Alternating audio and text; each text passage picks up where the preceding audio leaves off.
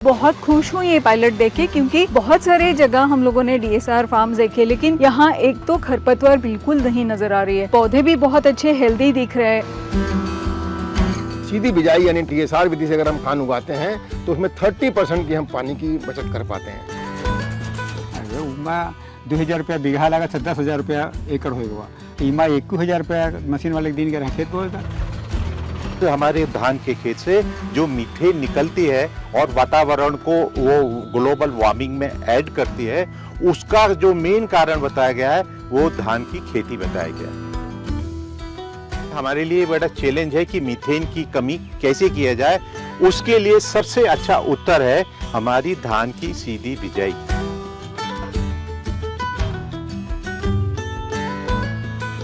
साथियों, स्वागत है आपका न्यूज़ टोटली में। और मैं अपने गांव में हूं। मेरा गांव जो टांडपुर उत्तर प्रदेश बाराबंकी में है।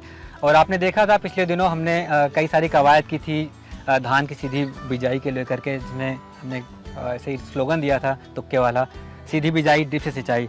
तो ये मेरा ही खेत है जिसकी हमने जो है डीएसआर के द्वारा विधि से बुआई कराई और उस पर ड्रिप लगाया गया। 1 एकड़ का खेत है।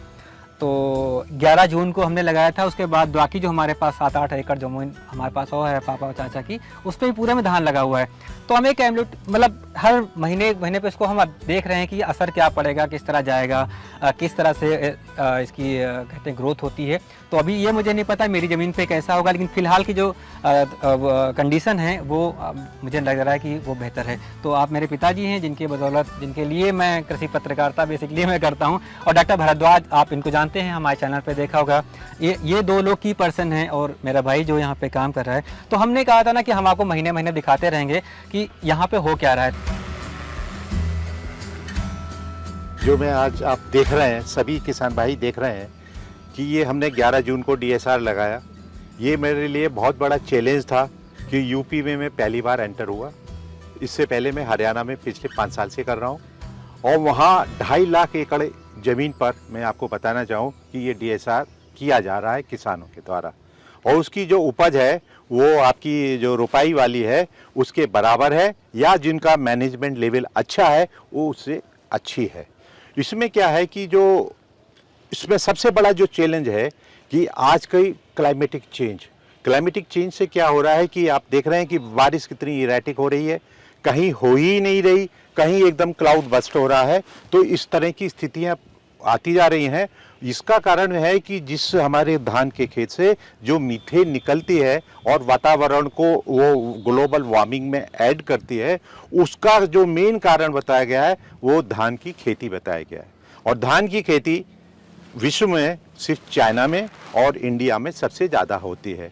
तो इन दोनों कंट्री में हमारे लिए बड़ा चैलेंज है कि मीथेन की कमी कैसे किया जाए।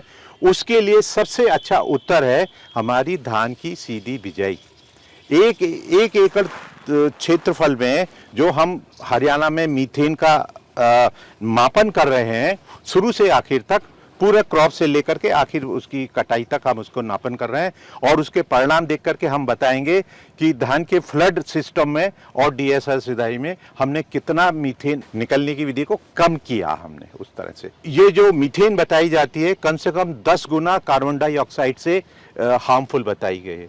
इसमें क्या है, डीएसआर में आप देखेंगे जब किसान हमारा गेहूं काटता है, गेहूं की तूड़ी बनाता है, तूड़ी बनाने के बाद ही वो खेत में लग जाता है धान की खेती की तैयारी के लिए।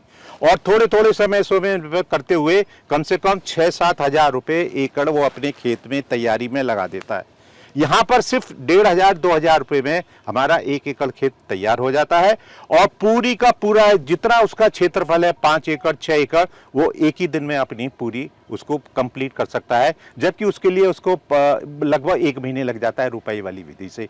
तो उसमें क्या है कि धान की जब हम पडलिंग करते हैं तो पडलिंग में जो मिट्टी की संरचना है वो बिल्कुल खत्म हो जाती है। पानी खेत में कब खड़ा होगा, जैसे कि आपको पता है कि जब जमीन पे सॉइल में हमारे छोटे छोटे छेद होते हैं, जिस छेद के से पूरे एरेशन रहता है और नीचे का जो बायो ऑर्गेनिज्म है उनको हवा मिलती है, उसको हम कीचड़ बना करके उसको रोक देते हैं। तो तभी नीचे जब एनारोबिक सिस्टम पूरा तैयार हो जाएगा, एनारोबिक लेयर बन जाएगी, तभी पानी ऊपर इकट्ठा होगा।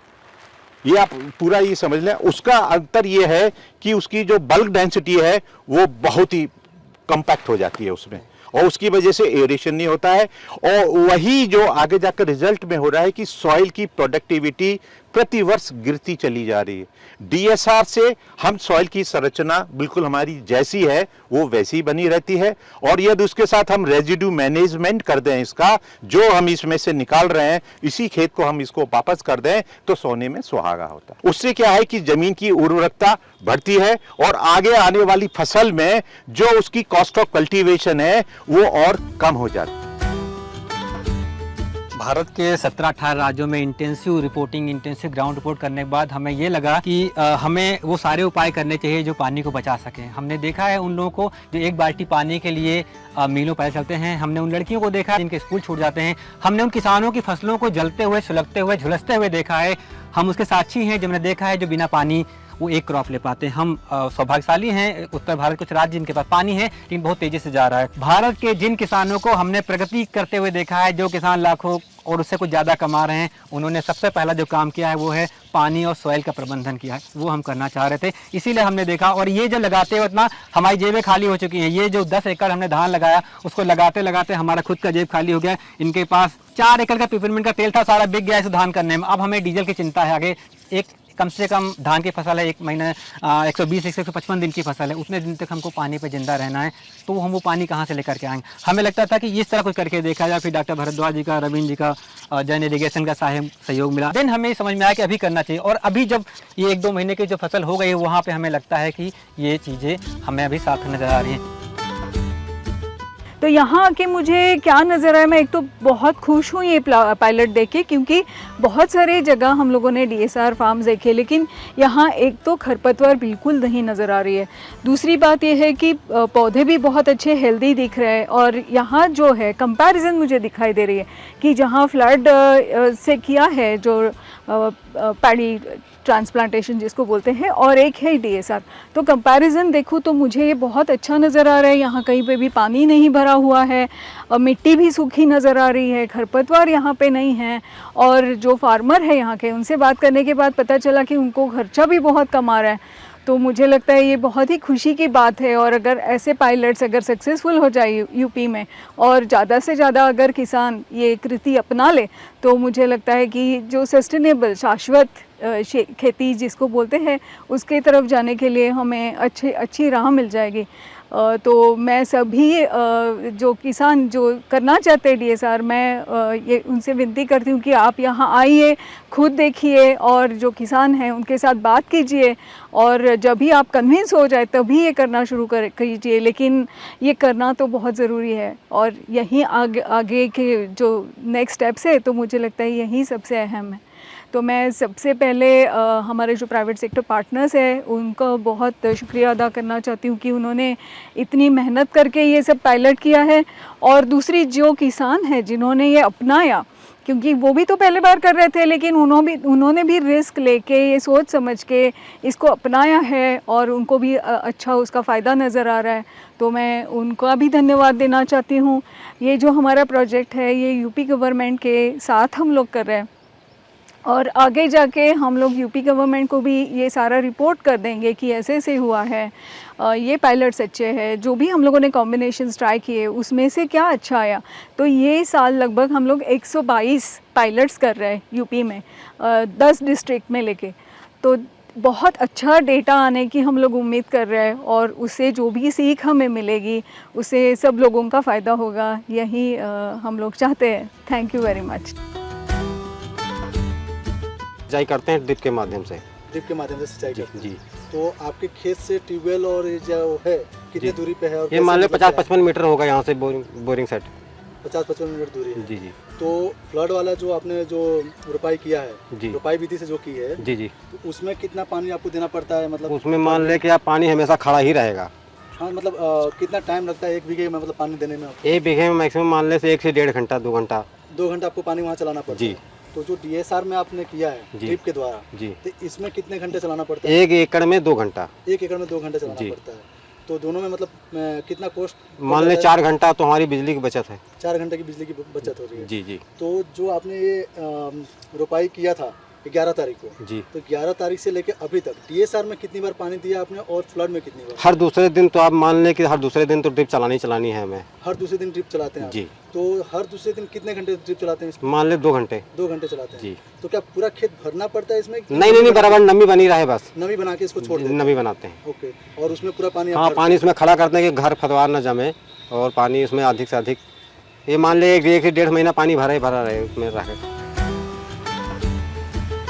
हमारे किसान भाई ने डीएसआर विधि से 1 एकड़ में धान की फसल उगाई है और जैसा कि हम देख पाते हैं कि हमारे बाईं तरफ अगर आप देखें तो ये ट्रांसप्लांटिंग विधि से ट्रांसप्लांटिंग विधि से धान की रुपाई की गई है और हमारे यहाँ पे बीज की माध्यम से धान की फसल उगाई गई है। इसमें 2 फायदे हैं। पहली बात, एक तो किसान को ट्रांसप्लांटिंग में जो लेबर की कॉस्ट आती है वो बचती है और दूसरा हमारा पानी बचता है। आप जानते हैं कि 30% की पानी की सेविंग हम जो है सीधी बिजाई यानी डीएसआर विधि से अगर हम धान उगाते हैं तो उसमें 30% की हम पानी की बचत कर पाते हैं। और दूसरा तीसरा एक और महत्वपूर्ण है, यदि हम फ्लडिंग मेथड से ट्रांसप्लांटिंग मेथड से धान का उत्पादन करते हैं तो उसमें फ्लडिंग के वजह से मीथेन का उत्सर्जन होता है और ये मीथेन हमारी ग्लोबल वार्मिंग की 5 महत्वपूर्ण गैसों में से एक गैस है। इससे ग्लोबल वार्मिंग होती है, बारिश में भी दिक्कत होती है। जैसा इस साल आप लोगों ने देखा, जुलाई के महीने में बारिश हमारी बिल्कुल ऑलमोस्ट नहीं हुई, केवल 2 बार बारिश हुई है। और इस वजह से और साथ में इन्होंने क्या किया है कि यहाँ पे ड्रिप इरिगेशन किया है, जो माइक्रो इरिगेशन का एक महत्वपूर्ण कंपोनेंट है। पानी के बचत के साथ साथ यदि हम 30% पानी में अगर ड्रिप इरिगेशन करेंगे तो पानी की हम और बचत कर पाते हैं। यानी पानी की हमारी महत्वपूर्ण बचत, लेबर में बचत और उत्पादन भी जो है बराबर हमारा हो जाता है। और सबसे बड़ी बात, हमने किसान भाई से जब वार्तालाप किया तो इन्होंने ये बताया कि हमारे 1 एकड़ में लगभग 9,000 रुपये की पैसे की हमारी बचत है। 9,000 रुपये की पैसे की बचत है। अब सोचने वाली बात है, यदि डीएसआर की विधि को हमारे किसान भाई पूरे प्रदेश में इस तरह से सोचें और लागू करें तो कितने पैसे की बचत और कितने पानी की बचत हो सकती है। यहाँ पे हमने एक डीएसआर मेथड पे लगाया हुआ है, ड्रिप पे डीएसआर लगाया हुआ है, यानी डायरेक्ट सीडेड राइस। जो धान है उसकी सीधी बिजाई की हुई है, ट्रांसप्लांट ना करके सीधी बिजाई की हुई है और उसकी सिंचाई के लिए हमने ड्रिप इरिगेशन का प्रयोग किया हुआ है। 2-2 फीट पे ये हमारी ड्रिप लाइन पड़ी हुई है, 16 mm की आपकी लेटरल की थिकनेस है, 2 LPH का इसका डिस्चार्ज है और ड्रिपर से ड्रिपर की दूरी 30 सेंटीमीटर पे है। तो इस मेथड पे हमने किया है जिसमें हम इरिगेशन प्लस फर्टिगेशन कर रहे हैं। ये हमारा एक प्रयोग है, जैसा कि एक बना हुआ है फार्मर्स के फील्ड में कि जो बूंद बूंद पानी है उससे धान कैसे हो सकता है। धान को तो भर के पानी सिंचाई चाहिए। तो यहाँ पे एक हमने ये प्रयोग किया हुआ है, 1 एकड़ का है, ये 2 महीने की फसल है, 11 जून को लगाई गई थी। और एक हमारे सामने आप देखेंगे ये फ्लड इरिगेशन का जो है उसी सेम किसान का सेम फार्म लाइन पे है, तो दोनों में आप अंतर देख सकते हैं। तो ये बेहतर है और उम्मीद करते हैं कि इसकी जो उत्पादन है वो बहुत अच्छी होगी। इनपुट कम हुआ है और उत्पादन अच्छा होगा। जो डीएसआर है, डीएसआर के लिए सबसे पहले हमें ये सोचना है कि कम से कम बुआई से लेकर के 30-40 दिन का मैनेजमेंट हमारा उच्चतम हो। बुआई के तुरंत बाद हमको उसमें पेंडीमिथ्रिन का स्प्रे करना है, जिससे जो शुरू के जो सीड के साथ जो खरपतवार उगते हैं उसका कंट्रोल किया जाए। और ये इसका असर लगभग 10 से 15 दिन तक रहता है। 15 दिन बाद जैसे जैसे हम ड्रिप के साथ सिंचाई देते हैं उसके साथ जो नीचे जो सीड बैंक वीड्स का और पड़ा हुआ है वो भी उसके साथ दोबारा निकलने लगता है। तो वो हमको 30 दिन के अंदर पुनः उसको कंट्रोल करना है। उसके लिए post emergence nominee gold 100 ml प्रति एकड़ 8-10 टैंकों में मिश्रण मिला करके हमने इसके ऊपर स्प्रे किया। और आप इसको देखिए, खेत में लगभग कहीं आपको वीड्स नजर नहीं आएंगे। तो मेरा कहना यह है, यदि आप अच्छी हर्बिसाइड को चुनेंगे, अच्छी कंपनी को चुनेंगे, तो आपके खेत में वीड्स इफेक्टिवली कंट्रोल्ड रहेगा। खरपतवार को लेकर लोग बहुत सारे मानते हैं ये तो पूरा एकदम जहर जैसा हो गया, या बहुत सारे केमिकल पे लोग एकदम, बाकी उधर भी तो डालते ही होंगे, वहाँ भी तो इस्तेमाल करते हैं। हाँ, वहाँ भी जब से रुपाई करते हैं, रुपाई के तुरंत बाद या 3 दिन के अंदर वहाँ पर भी पेट्रोलाक्लोर हर्बिसाइड यूज होता है। हर्बिसाइड वहाँ भी यूज करना पड़ता है। हर्बिसाइड सब जगह यूज़ करना पड़ना पड़ता तो है। कमर्शियल फार्मिंग करेंगे तो आपको यूज़ करना पड़ेगा, लेकिन आपको क्या कहते हैं उसका जुडिशियल यूज़ यानी कि उसका तर्क संगत इस्तेमाल करना है। आप देखोगे कि हर हर्बिसाइड, हर फंगीसाइड, हर कीटनाशक के पीछे लाल, हरे, नीले, पीले निशान होते हैं। आपको उनके हिसाब से करना है। दुकानदार के झांसे मत आइए, किसी अच्छे वैज्ञानिक, कृषि वैज्ञानिक के या अपने जो आपके जो कृषि के सेंटर होते हैं उनसे जाइए, उनसे जो है हर्बिसाइड या कोई भी आपका जो भी ज़रूरत का आपका कृषि रसायन है उसको लीजिए और इस्तेमाल कीजिए।